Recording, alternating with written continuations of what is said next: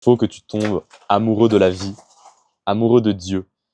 Puisque une fois que tu tombes amoureux du monde, de l'univers, t'appelles ça comme tu veux, des vibrations qui t'entourent, peu importe, une fois que tu tombes amoureux de l'expérience que tu es en train de vivre en tant qu'humain, tu es trop fort. Pourquoi? Parce que l'objet de l'amour, c'est la perfection.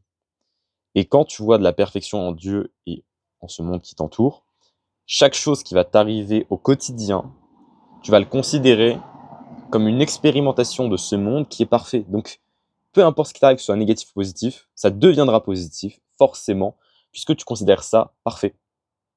Et c'est pas une question de se forcer, de croire que non, c'est forcément bien, ok, je viens de me faire violer, non, c'est forcément cool et tout. C'est pas ça. C'est juste de se dire que, ok, là, je passe un truc négatif, mais ça me dérange absolument pas, parce que je sais que je vais apprendre des choses de cette situation, que de surmonter ça va m'apporter certaines choses. Donc, tu es trop fort, parce que dans chaque situation, tu vois le positif. Dans chaque situation, tu es heureux que ça arrive. Imaginons que tu as un business. Un mois, tu fais 0 €. Tu peux pas subvenir à tes besoins. Tu es obligé de tout claquer, parce que tu peux plus payer ton loyer, tu dois aller en woofing. Personne lambda va trouver ça très négatif.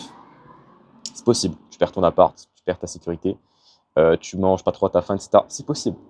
Sauf qu'une personne qui est amoureuse de Dieu et de la vie, donc qui trouve que la vie est parfaite, parce que pour moi c'est ça, tomber amoureux, il va considérer ça super bien. Imagine toutes les rencontres que tu peux faire en woofing, imagine toute la résilience que tu peux gagner dans un environnement différent, à continuer à bourriner ton business, imagine toute la motivation que ça peut t'apporter, imagine l'expérience que ça va t'apporter, ça peut t'apporter tellement de choses, le négatif, qu'en réalité il n'y a rien qui est négatif en ce monde. Et je peux vous le dire que même les guerres, même la Première Guerre mondiale, même la Deuxième Guerre mondiale, même le génocide, pour moi c'est positif dans ce monde, puisque tout a une fonction et tout a un apprentissage pour les populations futures. J'ai un peu cogité avant de faire cette vidéo, et même maintenant je cogite encore, mais la question c'est qu'est-ce qui pourrait être strictement négatif? Et avec le recul, j'ai pas l'impression que quelque chose peut être négatif quand tu adoptes cette manière de penser le monde. Et quand tu adoptes cette manière de penser le monde, je pense que c'est la plus belle offrande que tu peux faire à Dieu. Parce que chaque chose qui va te mettre devant tes yeux comme un obstacle, ou peu importe, tu vas le considérer comme tellement bien et tu vas le relever de la meilleure des manières, toujours avec le sourire à la fin de cet obstacle et au cours de cet obstacle. Donc pour moi, c'est juste la meilleure chose que tu peux faire à Dieu. D'ailleurs, je bifurque un peu, mais enfin, quel est le meilleur cadeau que tu peux faire à une personne, que ce soit dans la vraie vie ou que ce soit spirituellement parlant?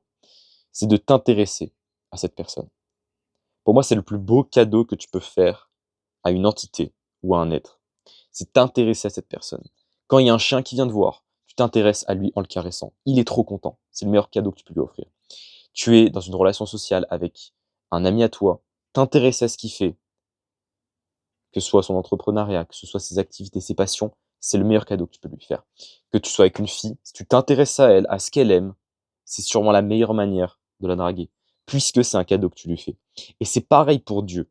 Quand tu t'intéresses à ta propre vie et à ta propre expérience, en introspectant sur toi-même, en essayant de comprendre cette situation, pourquoi j'ai peut-être mal réagi, pourquoi j'ai bien réagi, telle ou telle chose, c'est le meilleur cadeau que tu peux faire à Dieu et c'est la meilleure dévotion que tu peux lui vouer.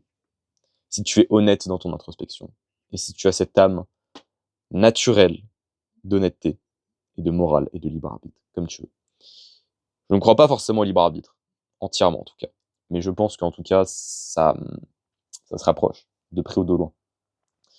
Donc voilà, pour moi, tu dois aussi, petite supplémentation, petite extension à ce que je viens de dire, petite complémentarité. Je pense que tu dois tomber amoureux de peut-être que 2 personnes dans ta vie. Ça, c'était un petit dilemme que j'ai. Puisque pour moi, l'objet de l'amour, c'est la perfection. Tu vois. Donc quand tu pars de ce constat-là, il y a quand même beaucoup de choses qui peuvent s'entrecroiser dans la définition de l'amour. Déjà, ton amour, quand on parle de perfection, il est très restreint. Tu peux pas le donner à tout le monde parce que tu vois des imperfections dans chaque être humain, ce qui est le propre de l'humain peut-être. Donc pour moi, ce qu'on peut être sûr, c'est qu'il faut tomber amoureux de Dieu. En sachant, je ne parle pas de Dieu, religion, le Christ, etc. Pour moi, Dieu est omniprésent, Dieu est en n'importe quel être humain. Dieu vit l'expérience de la vie à travers nous.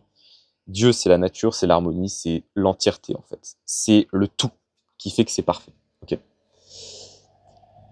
Parce que un être parfait aussi, une autre définition qui peut être un peu alternative mais qui peut être très pertinente, c'est un être parfait, c'est quelqu'un qui arrive à être indépendant dans tous ces aspects en fait de vie. Par exemple, moi, je ne suis pas un être parfait, puisque j'ai besoin de mon environnement pour me nourrir. Et le seul truc qui est parfait en partant de ce postulat, le seul truc qui est parfait, c'est l'unité, l'univers entier. Ok? C'est l'entièreté en fait. C'est compliqué à expliquer, mais le tout, tu vois. Le tout, je pense, ça résume bien toutes les religions, etc. Il n'y a que ça qui est parfait. Parce que l'entièreté se suffit en elle-même. Parce que tout fait partie en brique. Voilà, petite vidéo un peu spirituelle, un peu olé olé, mais je trouvais ça cool d'en parler. Et en plus, c'est un bon exemple pour la vie. Donc, je reviens à mon truc. Pour être sûr, je pense qu'on peut être amoureux de Dieu, de la vie. C'est le premier truc. Être amoureux de ça. La question, c'est quelle est la deuxième chose, le deuxième moment où l'on tombe amoureux dans notre vie? Je n'ai pas encore expérimenté ça, donc je ne peux pas être sûr de mon propos. Cependant, c'est une hypothèse et je pense qu'elle peut s'avérer vraie. Mais la deuxième et dernière personne dont tu tombes amoureux dans ta vie, c'est ton âme sœur. C'est la femme de ta vie. Ou l'homme de ta vie. Je pense que c'est les deux personnes où tu dois tomber amoureux. Le monde et ta femme. Parce que ta femme peut-être, avant que tu tombes amoureux, elle a peut-être des défauts. Mais en tombant amoureux d'elle, ces défauts se transforment en choses positives chez elle. Je pense, c'est une théorie. Je pense vraiment que si tu as bien trouvé ton âme sœur, c'est la bonne personne pour toi, ta femme est très proche de Dieu. Très très proche. Et qu'est-ce qui différencie ta femme et Dieu? Le monde physique. C'est tout. Donc je pense que par l'illusion de l'amour, tu tombes amoureux une deuxième fois dans ta vie. Et c'est ta femme. Et pour moi, c'est une des plus belles choses qui peut se passer parce que c'est une relation directe avec Dieu en fait. Parce que grâce à ta femme, tu vas pouvoir créer la vie. Tu vas pouvoir créer la matière. Ce que Dieu a fait lui aussi. Grâce à ça aussi, tu vas pouvoir devenir immortel. Parce qu'en transmettant ton code génétique et en créant ta descendance, tu te dupliques. Pour moi, la femme est à l'image de Dieu. Dites-moi ce que vous en pensez en commentaire, mais je pense que c'est assez cohérent. C'est une hypothèse. C'est qu'une hypothèse. Allez, sur ce, bonne journée à vous.